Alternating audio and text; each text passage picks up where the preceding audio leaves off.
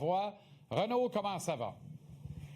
Ça va très, très bien, Jean-Charles. Une très, très belle journée en Caroline ici. D'ailleurs, température, je dirais, similaire, étrangement, à celle de Montréal aujourd'hui. C'est rare qu'on voit ça, mais ça arrive. On va le prendre, mon cher Renaud. On va le prendre. Bienvenue en juin. Oui. Alors, un mot peut-être en commençant sur le départ allégué de Gary Bettman. On dirait que c'est une marotte depuis 3-4 ans. Là. On parle tout le temps de Gary Bettman qui prépare sa sortie. Qu'en est-il exactement selon tes infos?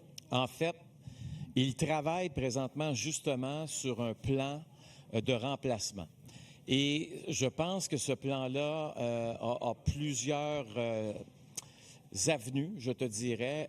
La première, est-ce que ça veut dire que éventuellement Bill Daley, qui est le commissaire adjoint, va monter d'échelon pour devenir commissaire? Est-ce que ça veut dire que Gary Bettman, lui, prend sa retraite et quitte complètement la Ligue nationale de hockey? J'en doute. Est-ce qu'il va demeurer comme consultant?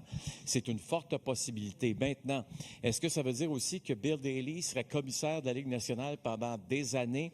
Pas nécessairement.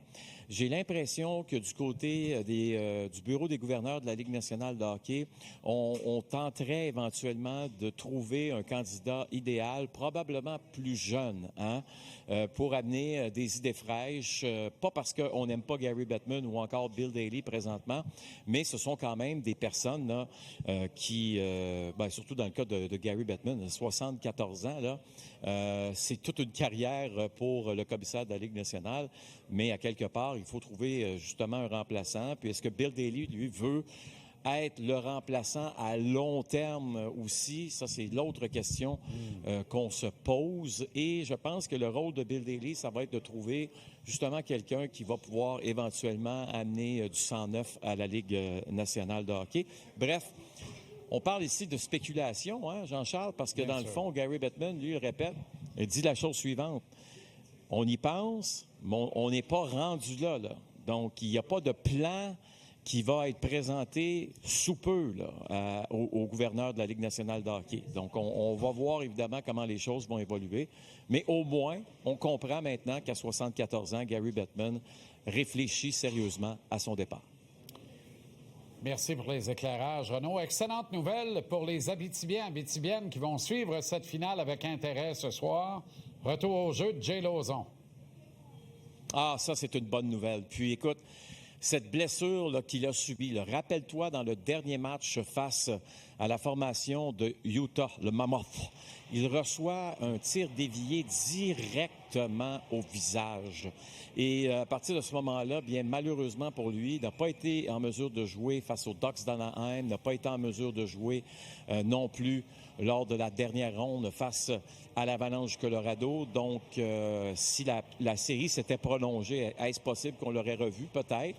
Mais là, la bonne nouvelle, c'est qu'il est de retour et il va jouer le match de ce soir. Puis je peux te dire une chose, John Tortorella aujourd'hui a été très, mais très élogieux à son endroit en disant que c'est un gars qui est tellement fiable défensivement et qu'il est le type de défenseur que dans une rencontre, tu ne vas pas le remarquer, mais il fait tout bien.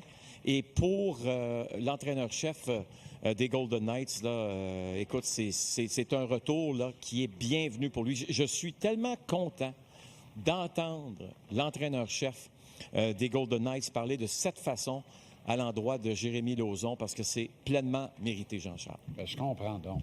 Il fera face à William Carrier. Ils n'ont pas été coéquipiers ensemble. Lauzon était sous d'autres cieux. Mais Carrier a bien des chums encore dans le vestiaire des Golden Knights et participe déjà à une 3e finale.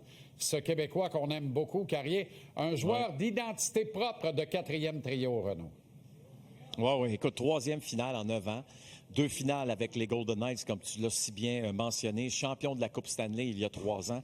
Et là, maintenant, c'est avec les Hurricanes là, qui va tenter d'obtenir une 2e Coupe Stanley dans sa carrière. Puis, c'est tellement une personne qui est le fun à côtoyer, qui fait un travail exemplaire. Rod Brind'Amour nous parlait d'un des joueurs les plus sous-estimés de la Ligue nationale. C'était évidemment de la musique aux oreilles de William Carrier. Mais maintenant, comment est-il? Tu sais, est-ce qu'il est encore nerveux à l'approche d'un match et d'une finale si importante? Est-ce qu'il y a encore des papillons? On va l'écouter ensemble. Ouais, ça, j'aime pas. Je pense que ça, j'aime pas. J'aimerais ça me sentir comme ça quand je me sentais comme plus jeune. Tu sais, OK, les nerfs, mais tu sais, quand t'es plus jeune, tu sais pas à quoi t'attendre. Je pense que c'est plus vraiment l'inconnu. Tu sais, c'est un autre game. C'est juste un autre game. Les gars sont, comme je disais, les gars sont pas plus gros, ils sont pas plus forts. C'est les mêmes gars qu'on va jouer contre pendant la saison. Fait que je trouve que qu'on pense ça. Juste un roue plus. Ouais, un peu plus dans le moment. J'ai perdu, les gars gagnent. La vie continue après. Fait que j'ai le cerveau, dur de la moi, j'ai hâte de jouer. C'est hard, j'étais comme OK. On va aller butterfly un peu, mais c'est bon butterfly. Le jeu du chat et de la souris va être à l'honneur dans cette finale, Ron. Oh. Tu dis, écoute, ce sont deux entraîneurs-chefs qui se respectent énormément. OK?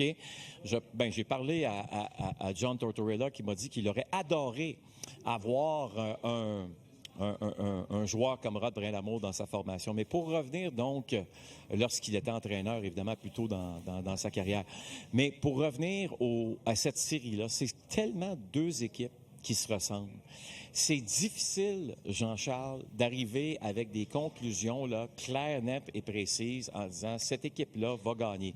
Quand on regarde les parieurs au livre, on nous dit que les Hurricanes sont favoris. Peut-être, mais je pense je ne veux pas dire que c'est un manque de respect à l'endroit des Golden Knights, au contraire, mais ça reste quand même que c'est fascinant de voir comment on travaille sur les détails. Les images que tu vois présentement. Jordan Staal, première affaire qu'il fait en sautant sur la glace, va voir Rod Brind'Amour. On avait fait du vidéo auparavant, évidemment, l'entraînement, puis là, on voulait d'autres détails. Les petits détails vont faire la différence, Jean-Charles, dans cette série-là. C'est une évidence, OK? Mais très difficile d'arriver avec des conclusions claires. Tu sais, l'an passé, là, je comprends, là, mes collègues là, de TVA Sport, ou peu importe, là, au Canada, là, tout le monde là, avait mis, à l'exception de moi-même, là, tout le monde avait mis les Oilers d'Edmonton gagnants de la Coupe cette année. Mais je pense que tout le monde y allait d'une espèce de faveur sentimentale. Un élan patriotique. Là, tu passais sur le pont Champlain à Montréal, c'était écrit « Go Oilers, go ». Il faut être un peu crinqué. Je m'excuse, là. J'en avais fait une montée de lait avec toi, là. Oui, je m'en rappelle. Mais tout ça pour dire que les Panthers, c'était une force de la nature, là, les Panthers de Floride. Là, je vois deux forces de la nature s'affronter, Jean-Charles. On va surveiller ça avec grand intérêt. Bonne soirée, bon match, mais c'est-à-dire à tantôt. On se reparle à la mise en échec. Oui, exactement. OK. On se parle tantôt. Salut Jean-Charles.